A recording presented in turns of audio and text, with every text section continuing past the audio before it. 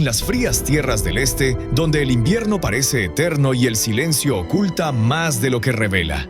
Existen pueblos y regiones con lenguas, banderas y costumbres propias. Sin embargo, todos están bajo un mismo poder: Moscú. Tras la fachada de fuerza y grandeza se esconde un entramado de control, represión y secretos que cambian la forma en que vemos a una de las naciones más enigmáticas del planeta. Hoy en Descubre con Lolo conocerás la verdad que Rusia no quiere que sepas. Para entender la situación actual hay que retroceder varios siglos. El territorio que hoy llamamos Rusia comenzó como un mosaico de principados eslavos, pueblos nómadas y ciudades-estado. La Rus de Kiev fue uno de los primeros estados organizados de los eslavos orientales, pero no sobrevivió a las invasiones mongolas del siglo XIII. Durante más de 2 siglos, los kanatos tártaro-mongoles dominaron buena parte de estas tierras, cobrando tributos y controlando rutas comerciales.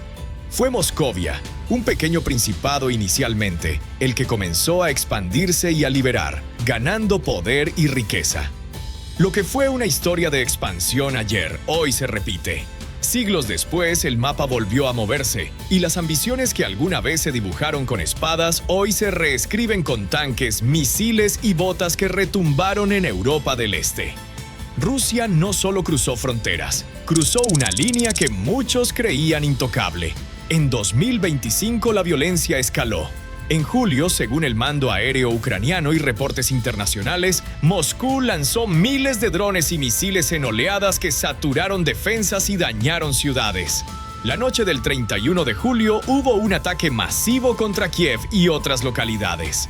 Lo que vemos ahora no es una operación aislada. Detrás de los bombardeos hay un cálculo claro. La guerra cumple funciones para el Kremlin. Extiende control territorial, erosiona la resistencia del adversario y concentra poder en el centro. En conflicto, el Estado exige lealtad. Las voces disidentes se silencian, las leyes se endurecen y las narrativas oficiales se imponen en todas las pantallas. Además, la movilización y el gasto en armamento reordenan recursos y lealtades internas.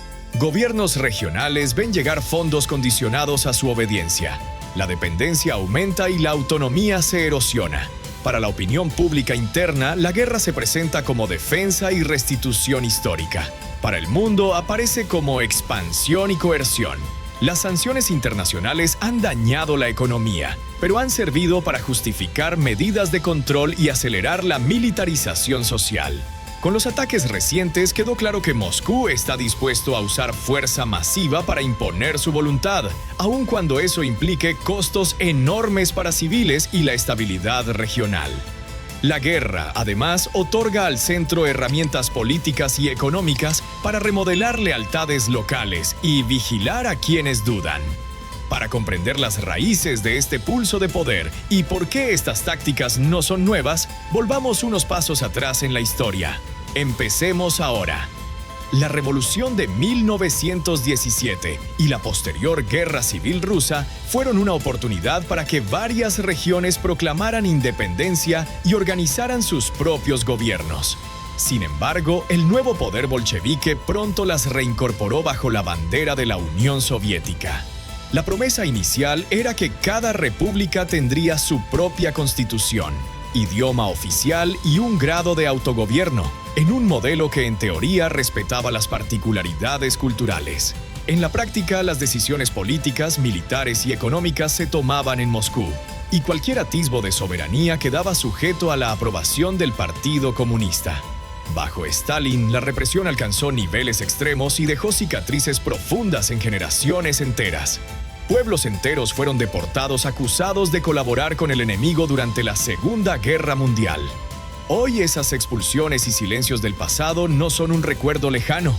Se han transformado en herramientas legales y tecnológicas.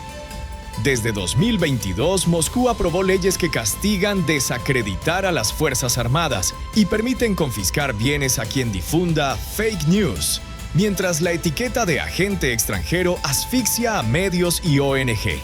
Cámaras con reconocimiento facial, sistemas de vigilancia masiva y el control de Internet sirven ahora para identificar disidentes, detener manifestantes y localizar objetores o movilizables en ciudades y repúblicas. En regiones como Dagestán, Chechenia o Buriatia han aumentado las detenciones, procesamientos por extremismo y la presión sobre líderes locales. Familias denuncian fichajes, exilios y reclutamientos desproporcionados. Presentado como seguridad nacional, este paquete de medidas erosiona la autonomía regional y silencia la crítica. Con el colapso de la Unión Soviética en 1991, la Federación Rusa heredó un mapa político complejo. Más de 20 repúblicas autónomas quedaron dentro del nuevo Estado. Algunas aceptaron el nuevo arreglo, otras aprovecharon el caos para exigir más independencia. Chechenia declaró su separación, lo que llevó a la Primera Guerra Chechena en 1994. Fue un conflicto brutal, con combates urbanos en Grozny que dejaron la ciudad en ruinas. Aunque los chechenos lograron de facto una independencia temporal, la Segunda Guerra, iniciada en 1999, devolvió el control a Moscú con mano de hierro. Desde entonces, el Kremlin ha desarrollado un sistema en el que la lealtad política es recompensada con autonomía limitada y fondos abundantes, mientras que la disidencia se castiga con aislamiento, intervención militar o cambios forzados de liderazgo. Los gobernadores y presidentes de repúblicas son elegidos. Hoy la autonomía regional existe sobre el papel. Gobernadores y presidentes de repúblicas necesitan el visto bueno del Kremlin.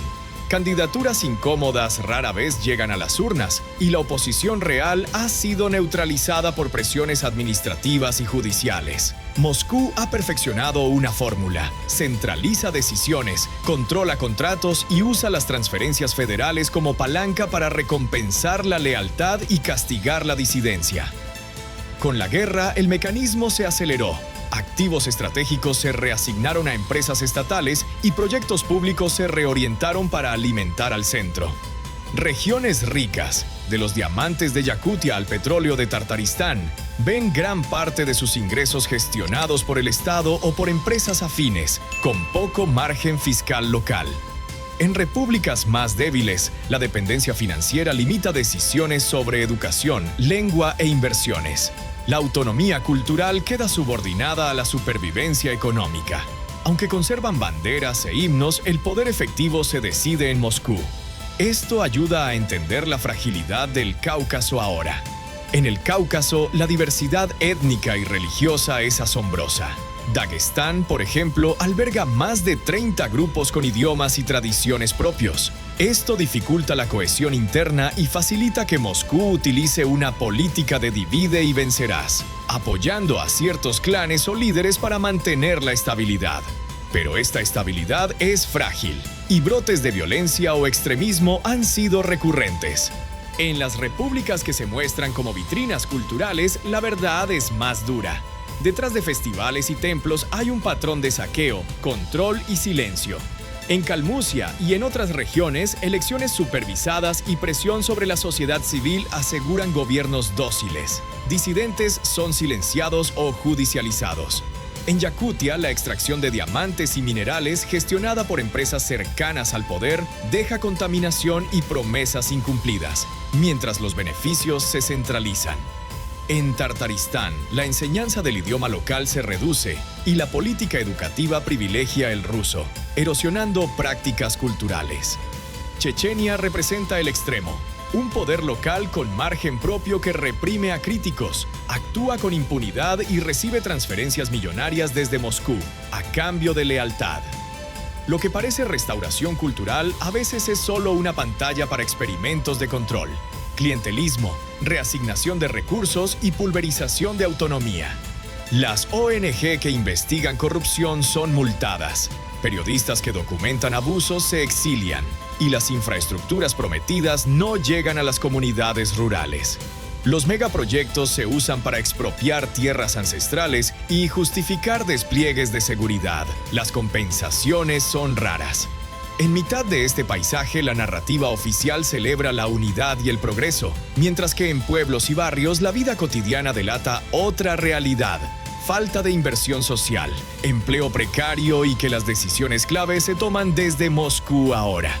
En conjunto, este entramado de repúblicas es un recordatorio de que, detrás de la fachada de unidad, Rusia no es un país homogéneo, sino un imperio moderno que mantiene unido un mosaico de pueblos muy distintos. Las tensiones subterráneas siguen presentes y en un contexto de crisis económica o política podrían resurgir con fuerza. El poder central lo sabe y por eso no escatima en vigilancia, propaganda y control económico. Desde Moscú, la narrativa oficial insiste en la unidad y la fortaleza del Estado. Pero en las calles de Mayashkala, Yakutsk, Kazán o Elistá, la vida diaria cuenta otra historia. La de comunidades que siguen siendo ellas mismas, aunque el Estado intente moldearlas. Si te gustó este viaje por la historia y la realidad de las repúblicas rusas, dale like al video, compártelo y suscríbete para descubrir más historias como esta. Aquí, en Descubre con Lolo, seguimos explorando rincones del mundo que pocos conocen, pero que tienen mucho que contar. Nos vemos en el próximo video.